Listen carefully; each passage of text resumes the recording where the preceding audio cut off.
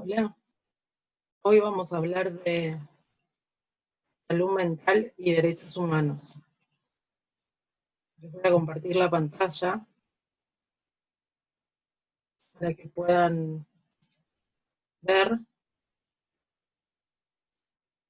el PowerPoint y vamos a ir hablando sobre el PowerPoint. Hay una frase de Pichon Rivière que dice que la lucha por la salud no es solo la lucha contra la enfermedad, sino esencialmente contra los factores que la generan y refuerzan.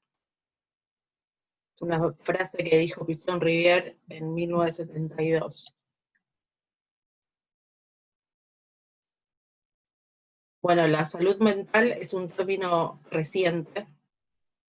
Fue una recomendación de la Organización Mundial de la Salud a partir del año 1963, en donde la Organización Mundial, que era el ámbito donde distintos países que formaban parte de las Naciones Unidas consensuaban criterios sobre las políticas de salud, en donde se ponían de acuerdo qué cosas eran saludables y qué no. Esto se intentó modificar, con esto se intenta modificar la atención médico-psiquiátrica basada en la enfermedad como un eje central de la discusión, y pasaron a centrarse en el bienestar, en las condiciones de salud.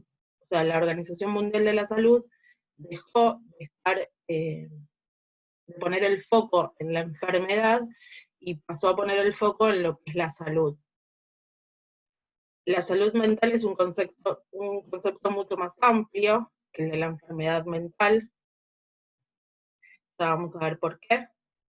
Y la Organización Mundial de la Salud plantea el bienestar personal y social de los dispositivos de salud pública, atención pública, para la recuperación justamente de la salud. Esto significa que la Organización Mundial lo que plantea es el bienestar personal y social de cada individuo, que estos deben tener dispositivos de salud pública y atención para recuperar justamente la salud. Se entiende como salud mental el estado deseable de bienestar personal y social, el bienestar físico, social, mental, y al mismo tiempo los dispositivos de salud pública y atención pública. Esto es lo que decía anteriormente, se plantea el bienestar personal y social como una cuestión deseable, que tiene que ver con lo físico, lo social y lo mental, y que a su vez también pone en juego estos dispositivos de salud y de atención pública.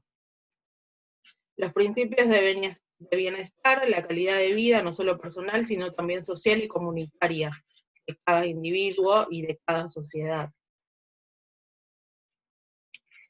La salud mental como un equivalente a la salud integral, ya que entendemos al hombre como biopsicosocial, entonces es inherente a la salud pública y como derecho humano en sí misma. Esto de la salud integral es un derecho humano en sí mismo. Ya vamos a hablar también sobre los derechos humanos. Todo esto se haya relacionado con las condiciones de vida, las posibilidades de desarrollo afectivo, emocional, intelectual, laboral, de integración al medio sociocultural de cada sujeto y a su vez de la sociedad o la comunidad en general. Dice que la salud mental como homologable a la calidad de vida, por lo tanto la salud va a depender de las posibilidades que tengan los sujetos y las comunidades de satisfacer, desarrollar y desplegar adecuadamente las necesidades humanas fundamentales. Subsistencia, protección, entendimiento, participación, ocio, creatividad, identidad y libertad. Esto significa que la salud, el bienestar de los individuos va a depender justamente de esto, de la posibilidad que tengan, de la libertad, de la creatividad, de la posibilidad del ocio, que sería el tiempo de descanso, de la participación que tengan a nivel cultural o social, del poder entender cuáles son los procesos y la educación, por ejemplo, cuáles son los procesos que se van dando dentro de las comunidades. La subsistencia también se refiere a todo lo que tiene que ver con la alimentación, el tener un lugar donde vivir, la protección habla de la seguridad, de aquellas cosas, que los seres humanos necesitamos seguridad, necesitamos de seguridad, bueno, la identidad y la libertad. Esas son las cosas que van a decir que una persona tiene calidad de vida y por lo tanto un bienestar en su salud. Las personas de cada cultura en cada momento histórico tienen distintas maneras de percibir el bienestar, sufrir los trastornos o padecimientos mentales que están ligados a la época y que son tratadas como enfermedades del cuerpo. Esto se refiere a que no todas las culturas, en todos los momentos históricos, perciben el bienestar de la misma manera. No es lo mismo estar en un país en una situación de guerra que estar en un país en donde no hay guerras. En este caso podríamos decir que no es lo mismo un país o un mundo sin pandemia que un mundo con pandemia. Y que entonces los trastornos o los padecimientos mentales están ligados a la época y son tratados como las enfermedades del cuerpo. Esto también, por ejemplo, en los últimos 20 años está como muy de moda, por ejemplo, el ataque de pánico. Son cosas que son propias de la época. Antes no existían. Tiene que ver con que estos padecimientos o trastornos están ligados al trabajo, a todo lo que hablamos anteriormente, a la seguridad, a la participación, a la creatividad, a la identidad, a la libertad. Esto está muy ligado. No podemos hablar de bienestar o de salud mental sin un contexto. Y a esto se refiere. Después, dice que los grupos más vulnerables son los jóvenes, los niños, los ancianos, los pobres y las mujeres. Los enumera en este orden. Dice que esto es una consecuencia del agravamiento de la situación económica, social y el aumento de contradicciones institucionales. Esto influyó en la desintegración de los núcleos familiares y la destrucción de las redes comunitarias. Esto también habla en esto de las contradicciones institucionales, tiene que ver con estos tratados que se firman en las Naciones Unidas, la Declaración de los Derechos Humanos y la salud mental, que después no son llevadas a cabo de una manera congruente. O sea, las Naciones Unidas dicen que todas las personas tenemos derecho a una vivienda, pero después el país no nos ayuda o no nos proporciona esa vivienda. Entonces a estas contradicciones se refiere, también tienen que ver con la economía, tiene que ver con el trabajo, el desempleo, y todas estas cosas lo que hacen es que producen la desintegración de los núcleos familiares. Esto quiere decir que muchas familias tienen que trasladarse y en ese trasladarse pierden el contacto con el resto de su familia. Cuando se trasladan de provincias, de países, de ciudades, y se alejan. Después, acá van a ver un cuadrito que da una serie de tasas y con respecto a la enfermedad mental, o a lo que se entiende como enfermedad mental.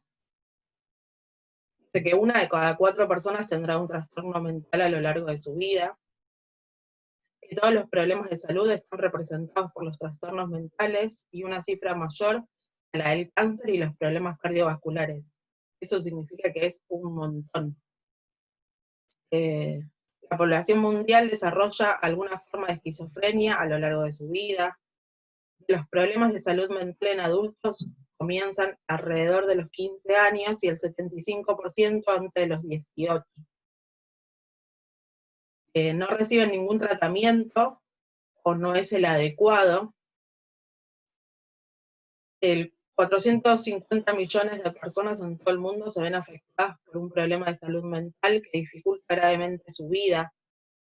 Más de 300 millones de personas en el mundo viven con una depresión, un problema de salud mental que ha aumentado un 18,4% entre el 2005 y el 2015. Imagínense lo que sería hoy en un momento de pandemia. Y a cerca de 800.000 personas se suicidan cada año.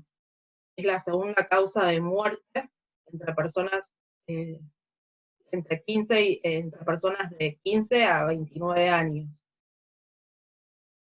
Todo esto se da porque tengamos en cuenta todo esto que veníamos hablando antes: la seguridad del empleo, la seguridad del trabajo, la seguridad de la vivienda, el poder realizarse, el poder cumplir metas, y todas estas cosas, muchas veces por cuestiones económicas, por cuestiones de enfermedad física, tienen una gran influencia y después las personas no pueden salir de ese lugar y entran en depresiones, en trastornos de alimentación y etcétera.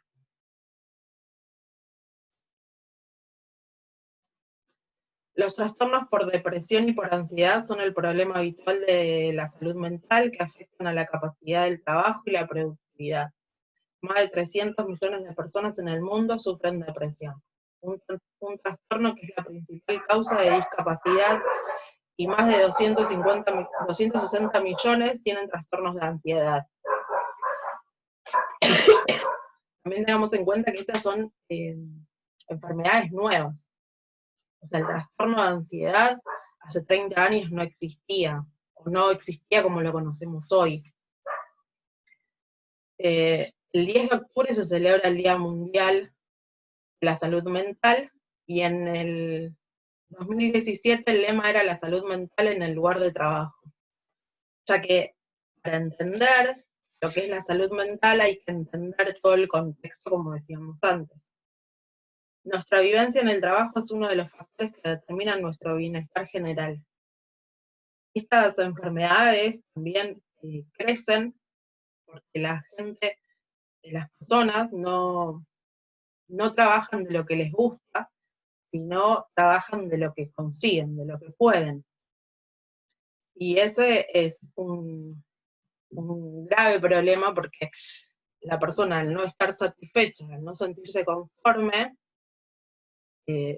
tiene otro tipo de actitud, no lo hace con alegría, no lo hace con ganas, y entonces eso va haciendo que surjan estos, la depresión, el trastorno de ansiedad,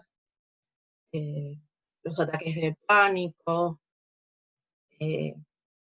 los ataques de pánico como en general, y esto se agrava por las violencias en los lugares de trabajo.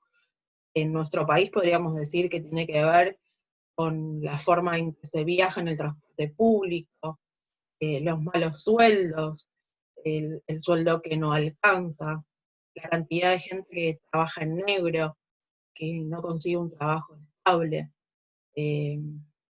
la falta justamente de estabilidad en el trabajo, lo que hacen es que las personas no se sientan a gusto y esto les genere ese malestar.